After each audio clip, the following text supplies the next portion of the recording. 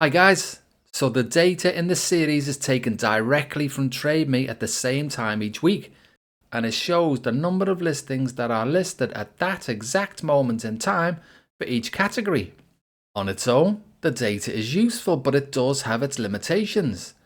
For example, say 500 properties were listed in the week, but 400 of them sold before we got to count them in the following week. My count will be 100 properties higher, but I will have missed a whole lot of selling action in the previous week. This is why at regular intervals we will also be looking at other data too. This week the latest REINZ New Zealand property report came out, which is regarded by many in the real estate industry as the gold standard for house price analysis.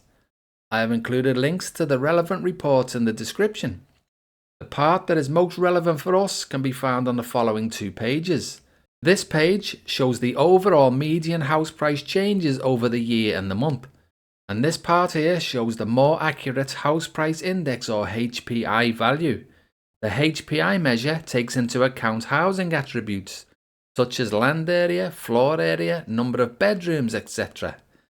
This creates a single, more accurate measure of housing activity and trends over time, rather than looking at medians or averages, and it is what most of the large financial institutions use.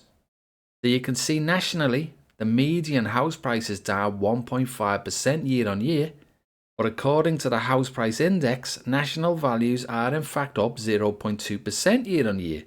Conversely, Auckland's year on year median values are up 0.8% over the year, but the Auckland HPI value is in fact down 1% over the year.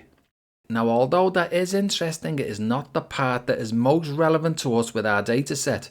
What is important to us is this bit here, the sales count. You see here where month on month sales numbers have gone up, which you would expect for this time of year.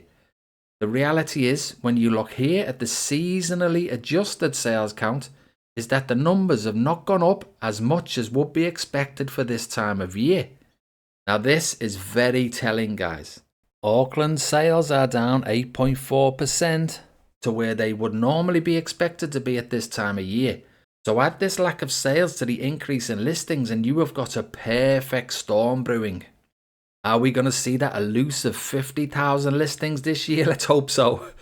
That would surely bring forward the collapse of the Ponzi, which is something that every Kiwi who is not over leveraged up to their eyeballs should celebrate. And if the mainstream media wants to be on the right side of history, then it is way past time that they finally accepted that they have been wrong for all this time, and they should forever abandon the dark side. Perhaps they could even come out and do a full-page apology to all the young Kiwis who have completely lost hope in their own country because the mainstream media kept on celebrating rising house prices on behalf of their well-paying masters. This here shows the annual median price change is not HPI, but it's still worth a look. And as you can see, it is a bit of a mixed bag.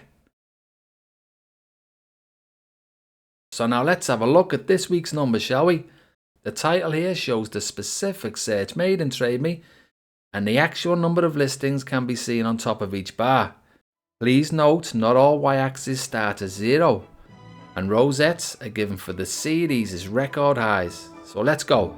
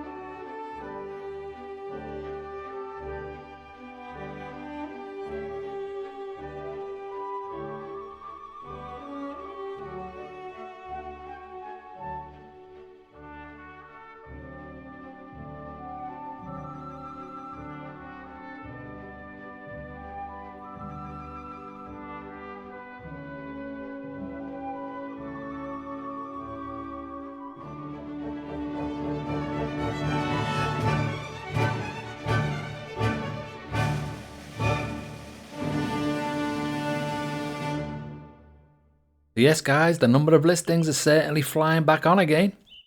And just spare a thought for those with heavily vested interests in the real estate market. The poor old RBNZ is doing its best to try and get the Ponzi party started again, with their constant rate drops, and it's actually quite sad to see what was once a well-respected independent institution simply turn into a lackey of the government, who is in turn now just a lackey of the powerful real estate lobby. I wonder what's going to happen next if the Ponzi just won't inflate. Will the RBNZ have another bright red-faced panic attack and remove LVRs like they did during COVID? I wouldn't put it past them, would you? Nothing is impossible after seeing that humiliation. So thanks for watching, guys. Please like and subscribe, and I'll see you all in the next one. Cheers for that.